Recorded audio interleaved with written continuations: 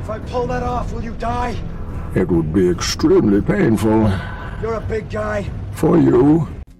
But speaking of playing games and needing time to play games, Paul, are video games too long these days? I wish they were longer. Do you really? No. Well, I don't know. It's like, and that's a question for you too, Chad. It's a dumb. Are video games too long these days? Do they dominate your time too much?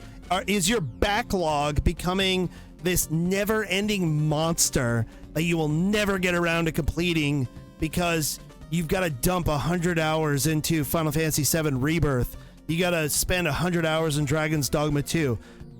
Like, are there just too many games to dump too many hours into? It's such a first world problem to complain about because it is absolutely, yeah.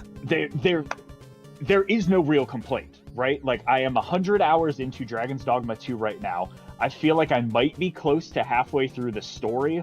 I don't know when I'm gonna roll credits, and I think I might be close to 300 hours by the time I figure out how to platinum it. But like, I'm enjoying it, and I'm doing all of that to myself. Like, if I wanted to play something else, I could just play something else.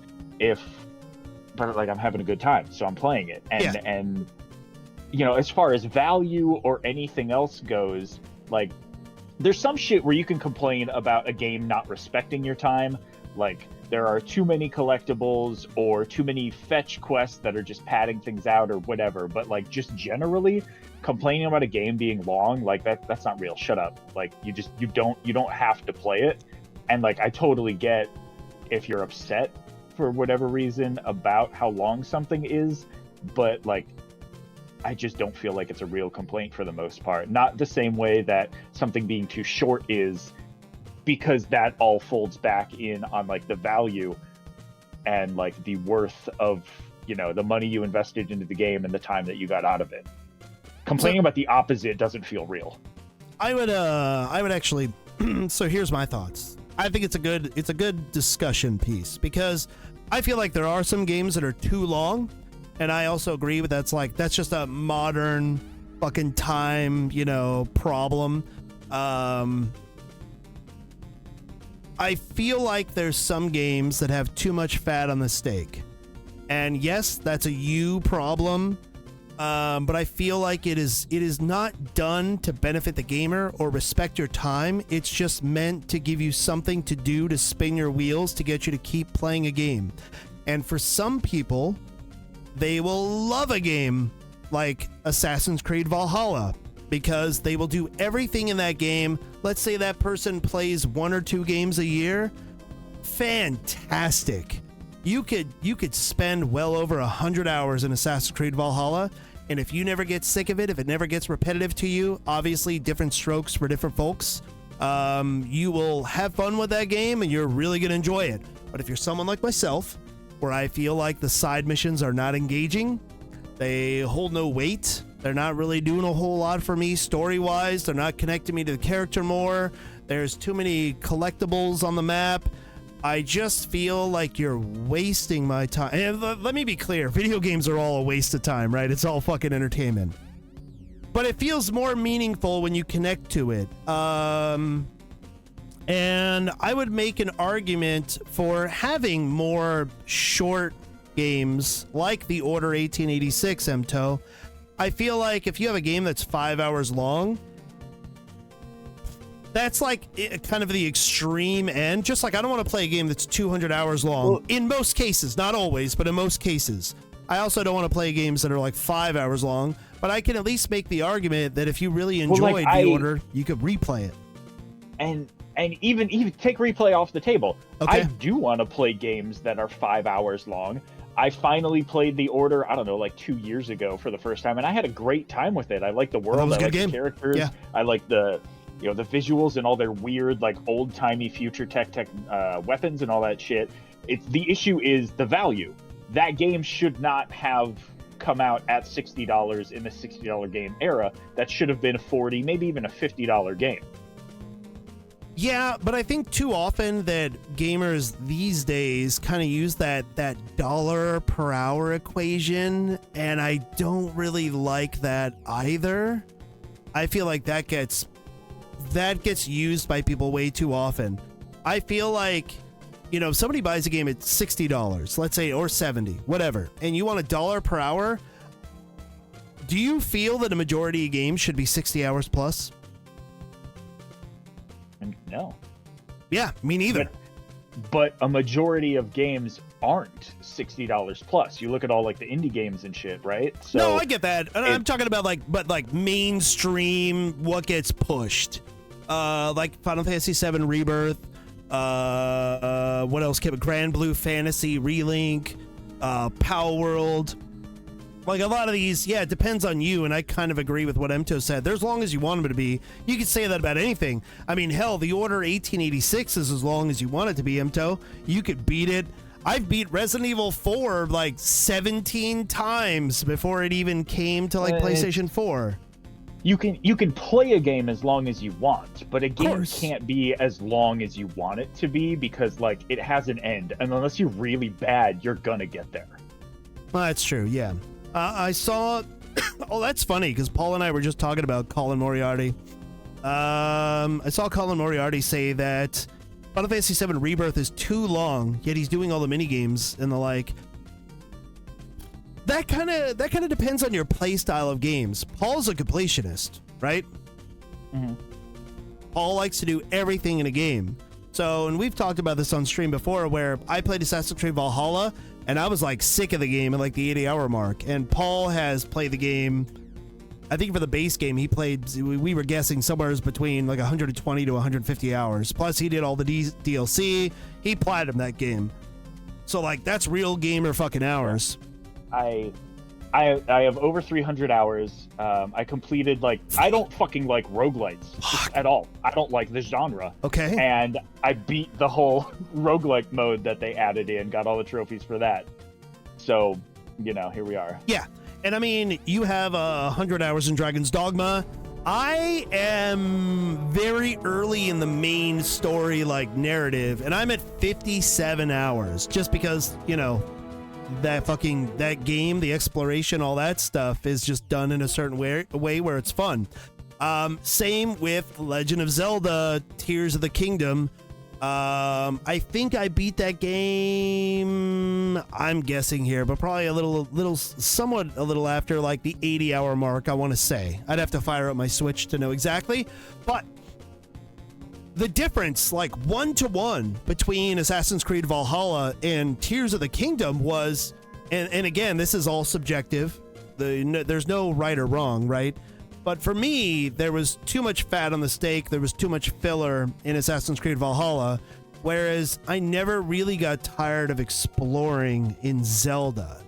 So, of course, time is relative to everyone, but that 80 hours... 80 to 100 hours I spent playing Legend of Zelda Tears of the Kingdom didn't feel like that. It never really dragged for me. It was always exciting. I was always having fun going around exploring. Assassin's Creed Valhalla, a lot of the side missions just bored me. There was not really a lot of stakes. There was nothing like really furthering the characters there. Other than like when I would add villagers to like my encampment and stuff like that. That was kind of cool. So it's all fucking relative, but I would also say like on the whole, I don't want games to be like 60 hours. I'm fine with something like, fucking Dante's Inferno. Just plowing through that in like what, 20 hours? BioShock. Plowing through that. You could probably fucking complete that game in 20 hours or so. That game was probably like 15 hours long.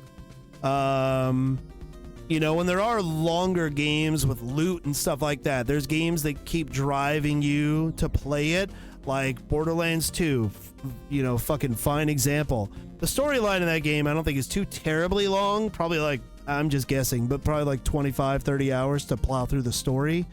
And that's not just golden pathing, because you're going to do some side mission stuff and all that to get extra loot, but then you're going to play it more with friends and all that. So that's going to affect your playtime on some games too, whether or not you're like just a single player or multiplayer. I mean, Helldivers 2 doesn't have much in the way of story, but I've got 100 hours in that. And that's the thing, is we're being pulled in so many different directions these days for entertainment. And again, ooh, what a problem to have, right? I mean, we should all be so lucky. What a time to be alive that this is an issue for us, where I've got too many games in the backlog where I haven't bought Stellar Blade yet because I'm not going to have time to play it. It'll sit here in the wrapper while I've got 100 hours in Dragon's Dogma and 100 hours in Helldivers 2, and I got to get back to Dragon Ball Z Kakarot. And no one is forcing us to do this, but I'm just saying, like, in the hobby of gaming, I feel like there's a lot of pressure on developers to make a game longer so that they're giving us more value. And in a lot of cases, they're not really providing us more value. They're just giving us more stuff to do in the games, but it's quantity, not quality. Does that make sense? I think it's also like it's not just about having stuff to do to like justify the price, but it's like it's basically anything like single player existing in a world where service games exist, where a service game ideally wants you to play it for a period of time every day until you die. And you know, these single player games are trying to be like this thing that you can also play every day or for a period of time until they do an update, some DLC, whatever. And like, cool, but like you don't need to do that, and it's going to be harder for you to do that than a live service game. And maybe just like don't do that. Yeah, I just feel like you can stand on the merits of your game being good on its own. And I don't have a problem with like a more traditional game like Spider-Man 2. Spider-Man 2 came out. I played the shit out of it. I beat it in like a few days. And I feel like a majority of games should be that. A majority of games should be bought and be able to be beaten in like a long weekend. And there's nothing wrong with like purchasing a game, supporting the developers at Insomniac. I mean, I have my issues with Spider-Man 2, but overall, it was still worth playing. I didn't like it as much as Spider-Man 2018 or Miles Morales, but it was still, a fun game. And I feel like picking up a game like that, plowing through it, being done with it, it's okay. Like, beat it, move on, and play another game. Resident Evil 4 Remake, I don't know what the playtime is on that because I haven't plowed through it yet, but I'm sure it won't be that long. You beat it already. How long is it? Or how long did it take you?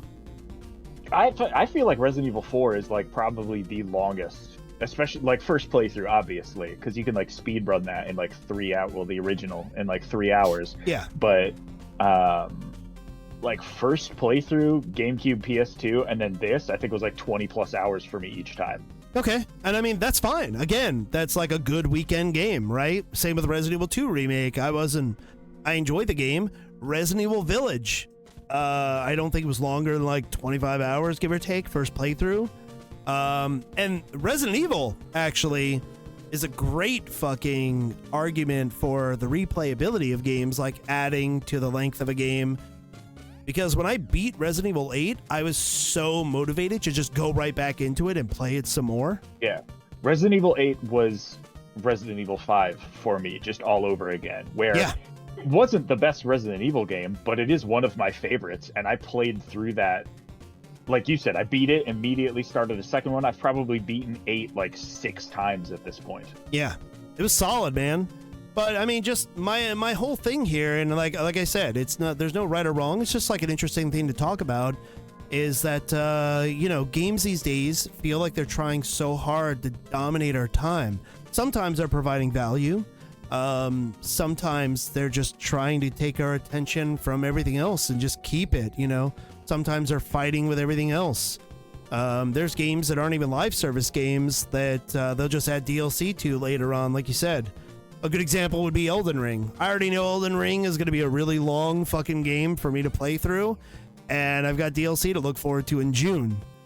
On the one hand, I'm excited because why wouldn't you want to keep playing a game you like?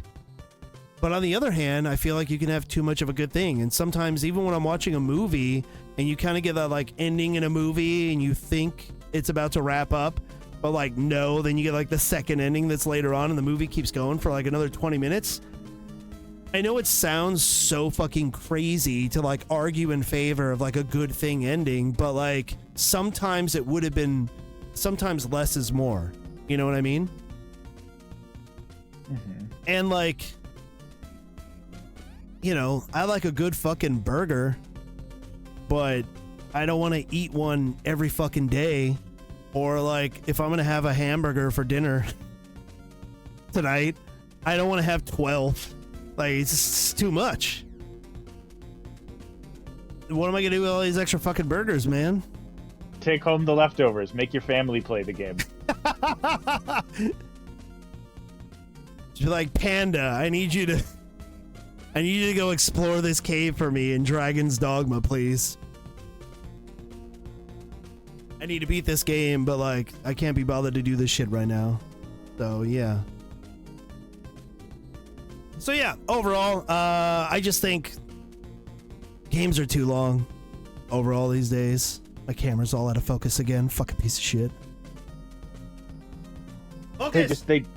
They don't all need to be as long as they are.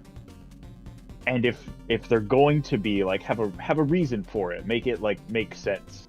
Like, yeah, like throwing back to Granblue, that's weird because Granblue is a single player action RPG, and then you roll credits and the actual final chapter of the game starts, and suddenly it's a live service. You have like almost as much time as you've already invested left to do, and you can do it all multiplayer.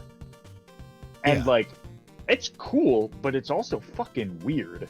And I can't think of any other games specifically that like do that, but like they don't need to. Yeah. But if you're going to, maybe do it like that, because that was unique and cool and fun and surprising. Yeah, that is kind of cool. And like Final Fantasy VII Rebirth is a perfect fucking example. I've heard several people really fucking like the game, MTO, but like complain that it's a little too long. And not that they're complaining that like they hate the game or whatever. It's just like, I really like the game and I want to beat it. But like also just because of the way they play games, they feel compelled to do all the side missions just because, like Paul, they're a completionist. And they're at a point where like maybe the game's dragging a little too long and they're still enjoying it and they want to see it through because they want to beat it. They don't want to just go on YouTube and like watch some fucking ending video. Like they want to beat the game, but it's also like dragging and there's other games they want to fucking play. And if you've already played a game for like 60, 70 hours, a lot of people don't just want to like give up and fall off on that, which I get as far as like hardcore gamers, right?